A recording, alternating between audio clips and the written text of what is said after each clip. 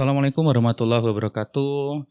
Halo sobat saya semua, kembali lagi bersama kami ya di podcast ID Jatim di ID Jatim Channel. Kali ini kita kedatangan tamu yang luar biasa ya untuk sharing dan ngobrol bareng kita di podcast kali ini. Jadi buat yang bertanya-tanya, kita mau bahas tentang apa sih hari ini? Nah, jadi judul atau topik dari podcast kita di sesi kali ini adalah dokter dan startup, apakah bisa? Nah, jadi kita sudah mengundang narasumber yang luar biasa, yaitu Dr. Niko Azhari Hidayat, spesialis bedah torak kardiovaskular, subspesialis vaskular dan endovaskular. Luar biasa. Nanti kalau misalnya teman-teman atau para penonton sekalian ingin tahu lebih lanjut, tinggal ikuti aja diskusi kita ya dok ya. Nanti beliau akan cerita banyak sekali pengalaman beliau dan juga track record beliau ya yang berhubungan dengan startup. Nah, selamat siang dokter. Selamat siang dokter Arya. Apa kabar dok? Alhamdulillah baik. Alhamdulillah. Monggo dokter mungkin bisa perkenalan diri lebih dalam lagi nih dok. Oke, baik. Saya Niko Azhari Hidayat. Kebetulan saya diberikan amanah ya jadi staf medis dokter bedah TKV di Rumah Sakit Universitas Airlangga. Saya lulus S1 di Fakultas Kedokteran Universitas Udayana, kemudian S2 spesialisasi di bedah toraks, kardio dan vaskular di FK UNER, dan Oktober kemarin 2022 saya lulus doktoral di bidang sumber daya manusia, pengembangan sumber daya manusia di Universitas Airlangga. Gitu. Oke, jadi ini ya dok ya. Dokter Niko ini berarti selain seorang dokter pun juga mendalami bidang yang lain ya dok ya? Iya betul. Bidang doktoralnya gitu ya dok. Betul. Nah, ngomong-ngomong tentang startup dok, ya. Boleh dijelaskan dokter sebenarnya startup itu apa sih? Dan ini langsung menyambung nih dengan pengalaman dokter Niko membangun startup itu apa saja? Ya, jadi startup itu di dunia kesehatan sudah tidak menjadi hal yang asing ya. Startup sendiri kalau bahasa Indonesianya jadi usaha rintisan. Ya, usaha rintisan itu berarti dengan ciri dan karakteristik yang high uncertainty ya. Dia lebih agile, dia bisa lebih fleksibel, lebih dinamis, scalable ya. Dan ini kaitannya dengan kesehatan tentu umumnya yang dikaitkan dengan digital ya, digital startup. Nah, itu term sederhana dari startup ya. Lalu untuk pengalaman dokter Niko sendiri selama ini sudah membangun startup apa saja dokter?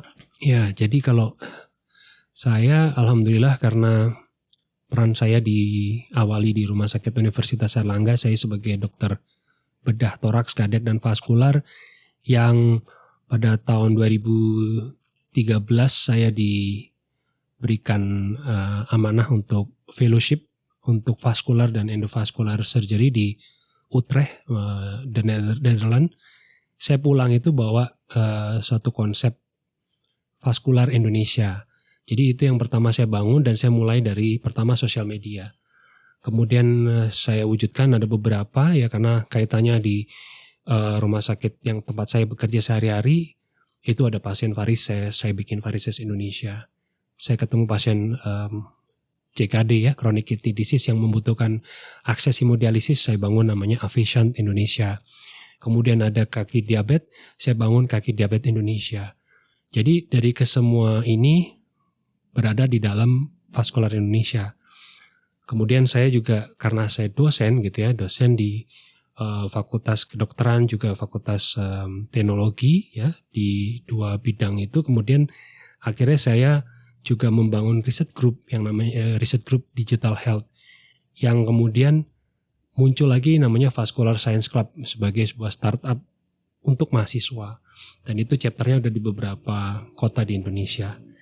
Kemudian saya bangun lagi namanya Aorta Indonesia bareng dengan kolega saya yang memang ahli aorta di Jakarta di Harapan Kita. Kemudian pada itu kemudian ada pasien-pasien yang mungkin dari luar kota, luar provinsi datang ke Surabaya atau ke tempat-tempat memang unggulannya ya vaskular. Kemudian akhirnya startup yang muncul lagi, lahir baru lagi adalah namanya Medical Tourism Indonesia. Karena saya rasa Indonesia ini harusnya punya unit program yang seperti Penang atau Singapura gitu ya. Selama ini memang kita menjadi tamu ya di negeri sendiri gitu. Jadi saya rasa kita harus mengupgrade ya layanan kita, dan tentu melalui digitalisasi. Dan itulah saya wujudkan dengan startup digital kesehatan dari Medical Tourism. Itu yang terakhir saya kerjakan. Baik, Ya. Luar biasa dok. Jadi Ya. banyak ya dok ya yang berhubungan dengan Ya. keilmuan dokter Betul. sebagai dokter BTKV di subspesialisnya vaskular. Jadi ada beberapa ya dok yang berhubungan dengan itu. Lalu yang paling baru tadi ada medical tourism ya dok. Betul. Ya. Iya. Nah, jadi dok ini kan kita ketahui bahwa dokter seorang spesialis, konsultan, dan mengapa dok sampai dokter itu membangun startup tersebut gitu ya? Iya. Jadi kalau ditanya kenapanya, sebenarnya karena pertama memang saya suka teknologi. Saya sangat suka teknologi ya. Dan kemudian selain itu, kalau kita di universitas sekarang ini di seluruh Indonesia didorong untuk sivitas akademikanya untuk berentrepreneur. Oke. Nah, namun ya tantangan yang kita hadapi adalah entrepreneur ini masih cenderung hal yang asing yang dianggap bahwa ini bukan milik kita, ini adalah milik fakultas misalnya bisnis gitu. Nah, akhirnya saya menemukan teknologi ini menjadi satu instrumen yang elegan untuk menjalankan jiwa entrepreneur yang saya miliki gitu. Oleh karena itu memang kita di wilayah kedokteran memang tidak bisa kita melakukan sendiri entrepreneur saja begitu ya, tanpa nuansa lain yang lebih elegan. Nah, saya anggap teknologi menjadi unsur yang sangat elegan untuk kita. Baik, jadi ada value entrepreneurship di situ ya dok, ya, yang dokter ingin angkat ya. Betul. Nah, berarti di bidang entrepreneur, dokter Niko ini suka dan menekuni itu juga sebagai seorang dokter konsultan sehingga membuat platform atau startup tadi gitu ya dok. Betul. Lalu, nah ini yang saya penasaran ya dok. Jadi ketika dokter membangun beberapa startup tadi, nah itu harapannya dokter apa ya? Apakah dengan adanya startup itu pasien jadi lebih mudah mengakses berobat ke dokter Niko atau seperti apa? Atau mungkin untuk informasi atau apa dok? Ya, jadi memang sekarang ini semuanya memang patient centered. Jadi kita justru dokter dan tenaga kesehatan harus mengetahui masyarakat itu butuhnya apa, masyarakat itu perlunya apa. Nah, oleh karena itu dengan startup digital kesehatan ini sebenarnya tujuannya akhirnya mempermudah masyarakat. Dan ini memang senyampang dengan Kementerian Kesehatan. Makanya kenapa Kementerian Kesehatan sekarang memiliki yang namanya DTO, Digital Transformation Office. Oleh karena itu diharapkan dengan adanya teknologi yang memudahkan itu masyarakat jadi lebih sederhana lagi untuk memperoleh layanan kesehatan yang tentunya paripurna kan gitu. Jadi tujuan saya pertama memang untuk masyarakat. Kalau tujuan selanjutnya tentu yang tidak kalah penting karena saya dosen, saya akademisi. Sebenarnya startup saya ini adalah lahan pendidikan untuk mahasiswa-mahasiswa saya. Bayangkan kalau mahasiswa kesehatan, mahasiswa kedokteran itu diajari memimpin menjadi CEO hanya ketika setelah lulus. Nah, out of the box-nya adalah saya ingin menantang mereka untuk menjadi CEO bahkan sebelum mereka lulus. Makanya startup saya ini suatu waktu CEO-nya ya mereka. Dan ketika mereka lulus dan kemudian mereka menjajal sendiri startup mereka sudah pengalaman. Nah ini insya Allah yang akan menjadi cukup unik, cukup beda dengan beberapa startup kesehatan yang lain yang memang orientasinya profit ya. Okay. Kebetulan kalau saya itu tadi masyarakat yang pertama, yang kedua tentu di sisi edukasi gitu. Nah jadi menarik ya dok ya. Jadi dokter Niko membuat startup itu sesuai keahlian beliau ya dan pertama untuk mempermudah masyarakat. Artinya dengan startup ini bentuknya aplikasi atau seperti apa dok? Aplikasi. Aplikasi ya. Aplikasi di Android untuk khusus varises ada di App Store juga. Jadi masyarakat itu bisa mengakses apa aja Dok melalui startup itu? Jadi startup digital kesehatan yang saya buat itu minimal ada 4 fungsi. Pertama adalah informasi, kedua adalah edukasi, ketiga adalah komunikasi, dan yang keempat adalah konsultasi. Saya taruh konsultasi yang paling akhir karena setiap startup telemedicine sekarang, telekonsultasi ini masih come and go ya, masih berapa biayanya, ditanggung nggak BPJS dan segala macam ya. Jadi saya nggak mau pusing, telekonsultasi saya buat ringan saja, saya buat taruh di terakhir dan saya masih free kan bahkan di startup saya nggak ada charge untuk itu. Makanya tujuannya memang untuk melayani masyarakat dan edukasi untuk mahasiswa kesehatan. Baik. Gitu. Jadi memang Dr. Niko juga melayani konsultasi di situ, tapi memang bukan sebagai prioritas utama gitu ya. Betul. Tapi yang penting gimana masyarakat bisa mengakses aplikasi itu, lalu mendapatkan informasi atau edukasi dari yang Dr. Niko dan tim sajikan ya di dalam aplikasi atau di startup itu gitu ya Dok ya. Iya. Lalu, nah ini ngomongin lebih dalam tentang yang terakhir Dok, kan ini kan kalau yang lainnya itu kan berhubungan sama vaskular, tapi yang terakhir berhubungan dengan medical tourism. Nah, mungkin boleh dijelaskan visi ya, mungkin secara umum aja, kenapa Dr. Niko itu ingin ya membuat itu berhubungan dengan medical tourism. Ya, saya sebenarnya bisa mengatakan medicaltourism.id ini sebenarnya perwujudan rasa nasionalisme saya, karena saya cukup prihatin melihat 100 triliun setiap tahun terbuang ke luar Indonesia untuk masyarakat kita berobat. Nah baru juga Pak Jokowi juga mengatakan kan di media massa, kok nggak eman gitu keluar terus, harus ada sesuatu, ada perubahan. Nah jangan lupa kemarin itu kita pandemi, yang menurut saya pandemi itu adalah sebenarnya momentum yang sangat tepat kita untuk berbuat sesuatu. Makanya pada tanggal 27 September 2021 masih pandemi, saya launching itu di Surabaya dengan tujuan bahwa saya nggak mau kalah start untuk memunculkan ide baru dari layanan wisata kesehatan. Apa barunya? Digitalisasinya. Jadi sebenarnya wacana wisata kesehatan itu sudah sekian tahun ya, sejak zaman beberapa waktu yang lalu gitu ya. Tapi kurang konkret, perlu lagi digerakkan secara tidak hanya pentahelix, tapi juga hexahelix, jadi melibatkan ke akademisi, government, businessman, media, dan komunitas. Nah, sebenarnya pun munculnya medical tourism ini diperkuat juga sebenarnya tetap pada vaskular. Kenapa? Waktu itu saya sempat bikin Vascular Indonesia Health Travel Program, yang memang pasien-pasien saya, yang khususnya varises dan aphasia itu dari luar kota, luar provinsi. Ada dari Medan, ada dari Batam, ada dari Jakarta, dari Jawa Tengah, Jogja. Saya pikir-pikir, saya harus memikirkan juga kepada teman-teman saya di luar profesi saya bedah TKV atau vaskular gitu ya. Akhirnya medical tourism ini membuat saya menjadi lebih general gitu ya. Artinya saya juga memikirkan keunggulan-keunggulan layanan lain, layanan medis lain gitu. Yang tentunya melibatkan teman-teman saya untuk maju bersama untuk membangun keunggulan layanan itu tadi. Mungkin demikian. Jadi harapannya dari Dr. Niko misalnya ada orang dari luar pulau atau mungkin luar provinsi gitu bisa mengakses untuk berobat di suatu tempat, itu dibantu melalui platform itu gitu ya Dok? Betul, jadi itu one stop service gitu. Saya pengen masyarakat tahu layanannya, yang mau dituju apa, siapa, datang di situ jamnya udah tepat, harganya sudah tahu, pulangnya nanti jam berapa, dijemput atau tidak. Saya pengen itu, seperti itu.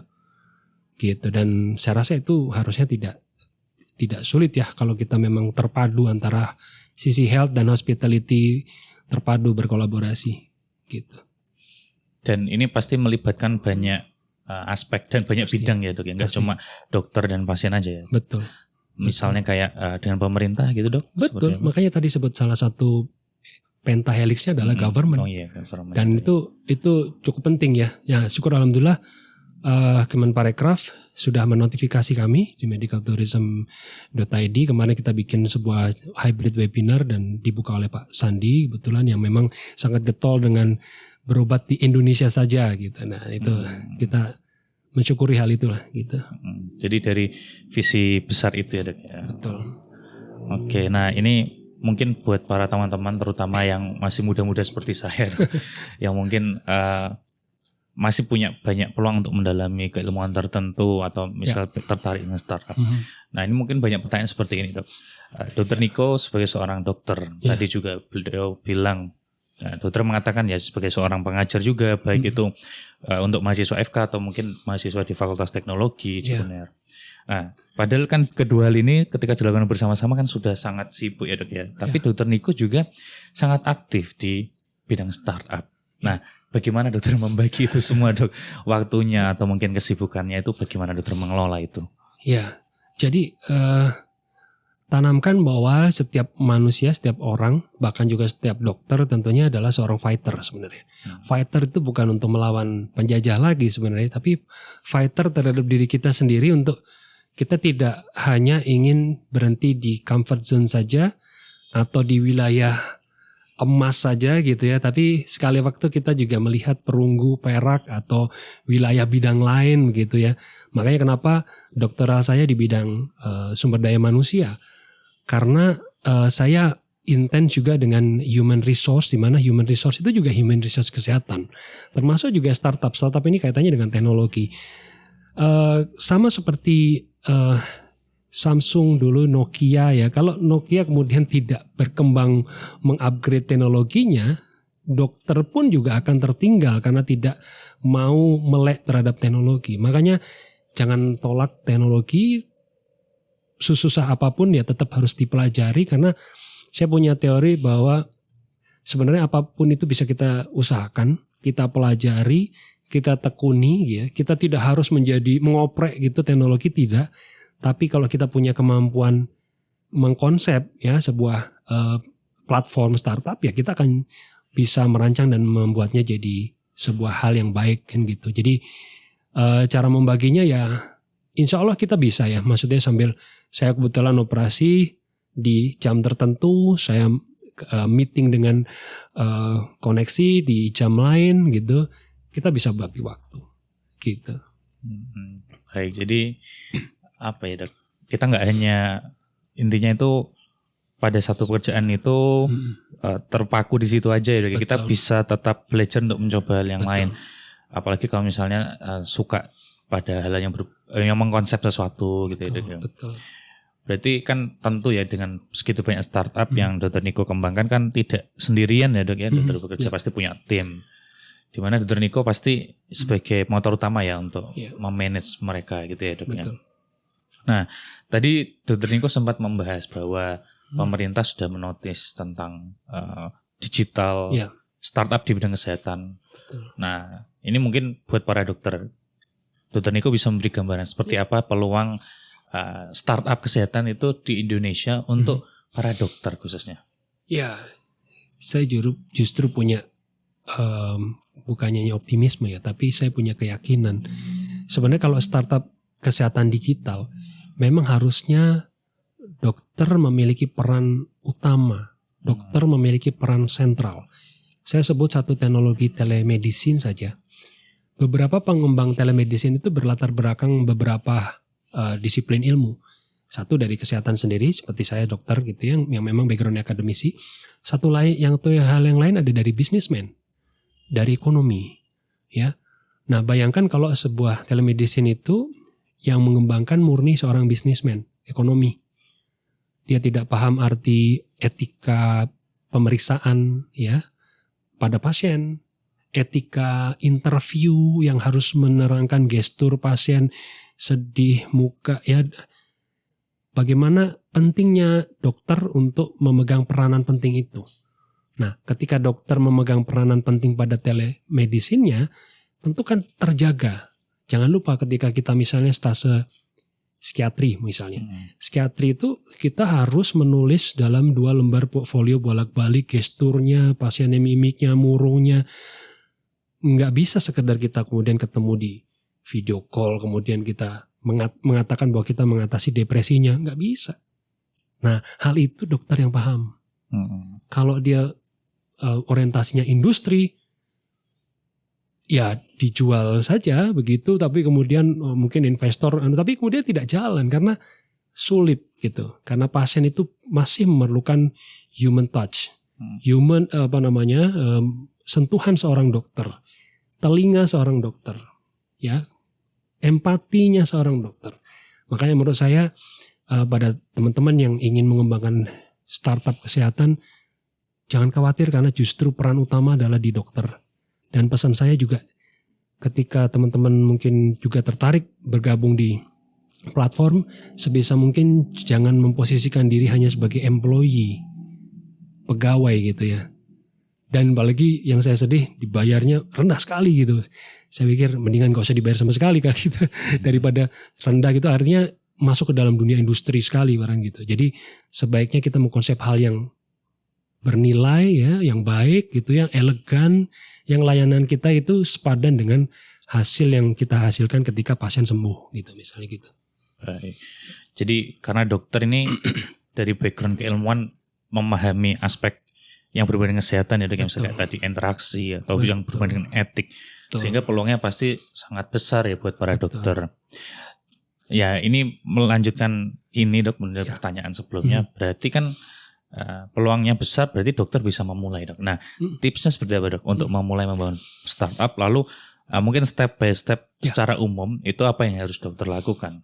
Ya, jadi pertama di mindset. Kebetulan saya juga sudah sebenarnya mulai di Fakultas Kedokteran itu, saya bersama dengan Dr. Asra, kita membangun satu kurikulum namanya Medico Socio Entrepreneur yang didukung oleh Pak Dekan Prof. Budi Santoso, luar biasa.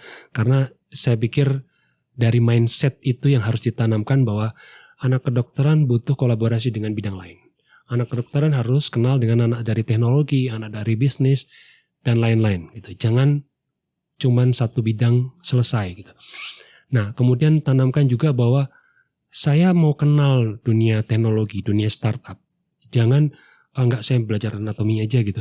Enggak bisa, nanti akan jadi pegawai jadinya gitu. Jadi harus punya semangat ya, semangat untuk bekerja multidisiplin dan mindset bahwa entrepreneur itu hal yang baik asalkan dilakukan secara elegan.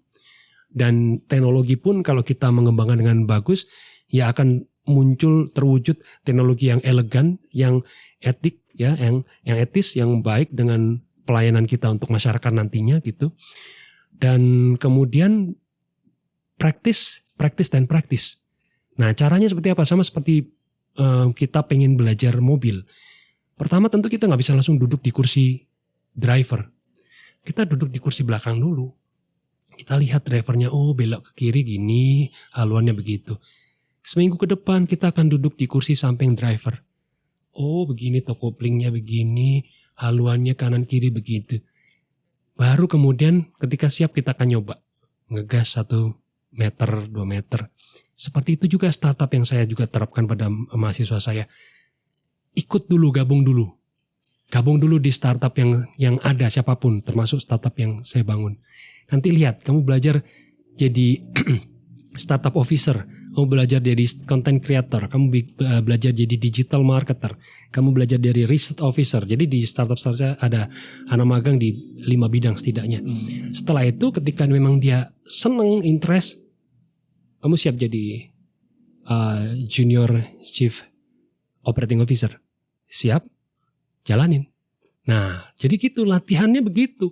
Ketika dia enjoy sekali, Dok kayaknya begini nih, startup ini butuh di sini penguatnya. Baru kemudian dia akan siap untuk menjalankan startup dengan baik dan bahkan dia bisa menjalankan startupnya sendiri nanti yang dia konsep sendiri. Gitu cara menurut saya paling visible ya. Instead of kemudian dia bikin baru sendiri, tidak akan sustain nanti. Gitu. Jadi harus belajar dulu ya Dok ya. Betul. Nggak masalah ya kalau misalnya ikut mengamati ya. Ibaratnya ya seperti Dr. Niko jelaskan tadi, seperti belajar mobil kan tidak langsung di kursi driver, harus mengamati dulu pelan-pelan, mengambil peran satu langkah demi satu langkah gitu ya, termasuk di startup. Dan nah ini Dr. Niko juga terbuka tentunya ya buat mahasiswa itu ada juga ya Dok ya, berarti yang memang magang dan belajar di situ. Dan dari pengalaman Dr. Niko yang mahasiswa-mahasiswa yang mungkin sekarang sudah lulus atau sudah tidak di Surabaya lagi itu, apakah ada yang sampai membuat startup sendiri itu? Iya, jadi mahasiswa magang pertama saya magang di klinis. Mahasiswa lulusan kedokteran yang nunggu internship gitu, sama seperti Arya gini. Ikut saya operasi, ikut saya menentukan bahwa varises biru aja dok, Avisan warnanya merah aja dok, kaki diabetes kuning aja dengan logonya yang saya pilih ini dok gitu ya. Sekarang 5 dari calon PPDS, 4-nya masuk PPDS sekarang. Kemudian yang lain ada mahasiswa dari teknologi kebetulan dari PNCTS yang dia dari mekatronik, dia menciptakan robot akhirnya karena saya ajak ikut di Vaskular Indonesia, saya tunjukkan bahwa vaskular itu ini saya butuh teknologi untuk pullback device untuk secara robotik. Jadi gitu. Jadi ada beberapa hasil yang tidak harus kemudian menjadi CEO sebuah startup, tapi dia punya karya. Nah yang terakhir ini yang menarik nih. Jadi terakhir kira-kira bulan Februari lalu melalui DPKKA UNER, Direktorat Kewirausahaan, kita membuka lowongan magang. Saya pikir yang daftar mungkin 5 atau 10. Saya mendapat kabar 17, itu saya pikir udah banyak. Terakhir saya cek 145. Dan itu justru nih kebanyakan jadi dari non FK. Dari ekonomi dan bisnis, dari vokasi, dari FST, dari FKM. Ada yang S2 juga ada. Sedang PhD juga ada.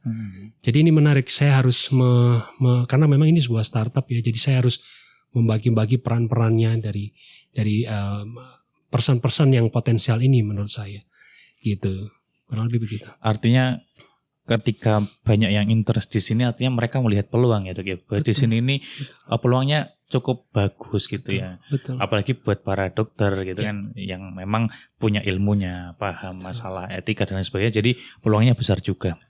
Tadi juga anak magangnya atau anak didiknya Dr. Niko juga banyak yang dapat manfaat dari startupnya yang dibangun Dr. Niko, lulus jadi PPDS atau membuat karya alat dan lain sebagainya. Jadi tidak harus jadi CEO tapi belajar ya dok ya. Belajar dari startup itu dan punya karya gitu ya dok. Betul. Nah, jadi ini gak terasa dok kita udah ngobrol hampir 30 menit. Nah, sebagai penutup, mungkin ada pesan dari Dr. Niko untuk para penonton semuanya berhubungan dengan topik kita. Jadi bukan hanya untuk dokter dok, mungkin semuanya berhubungan dengan bagaimana kita punya semangat membangun startup gitu yang bermanfaat. Iya, jadi ini pesan saya barangkali untuk teman-teman sejawat dokter utamanya, tenaga kesehatan pada umumnya, juga mahasiswa-mahasiswa yang juga interest ya, punya passion di bidang teknologi dan bidang kesehatan. Untuk membangun Indonesia itu ada banyak cara. Ya, ada banyak cara ya. Salah satu caranya adalah dengan menggeluti dunia startup, khususnya kalau yang saya jalankan juga adalah bidang startup bidang kesehatan. Nah, yang mana ini sedang tumbuh ya, sedang tumbuh. Nah, untuk itu latihlah diri untuk tetap semangat, tetap kreatif, dan buktikan bahwa kita ini bukan hanya ideator yang ulung, tapi juga eksekutor yang brilian. Nah, saya terus terang bukan berbackground master atau PhD teknologi gitu ya. Saya murni praktisi, sehingga saya tidak berhenti berinovasi sebagai wujud saya ini seorang praktisi. Insya Allah pada bulan April tanggal 30 saya mau meluncurkan Vaskular Indonesia Super Apps. Saya kasih nama iVascular, yang itu me-wrap up semua antara varises, Avisan, kaki diabetes, Vascular Science Club, Aorta Indonesia, yang menjadi satu platform. Nah, platform ini saya bilang Super Apps karena saya ingin inline dengan gerak pemerintah, yaitu bergerak preventif dan promotif. Pak Menteri kita mengatakan bahwa preventif promotif the closest to his heart. Jadi saya mau bergerak ke situ. Makanya kenapa cocok sekali kalau informasi, edukasi, komunikasi, baru konsultasi itu saya utamakan, dan juga ada aspek rehabilitatif. Jadi nantikan platform itu nanti, dan mudah-mudahan kita bisa kolaborasi ke depan dan tetap semangat.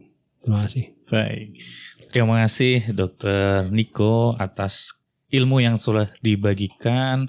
Banyak sekali insight-insight baru yang saya pribadi dapatkan juga. Tentu ini akan sangat bermanfaat buat para penonton sekalian. Terima kasih juga Dr. Niko sudah hadir, meluangkan waktunya Dok di sela-sela kesibukan yang luar biasa. Semoga dari apa yang sudah kita bahas kali ini bisa memberikan manfaat buat para penonton sekalian. Dan jangan lupa share ya yang pertama untuk video kita ini, dan jangan lupa subscribe ID Jatim Channel supaya kita terus bisa membagikan inspirasi dari para dokter yang hebat dan juga tentunya bisa bermanfaat untuk teman-teman semua. Saya Dr. Arya pamit undur diri menutup podcast kali ini. Terima kasih sekali lagi pada Dr. Niko. Saya tutup. Assalamualaikum warahmatullahi wabarakatuh. Selamat siang.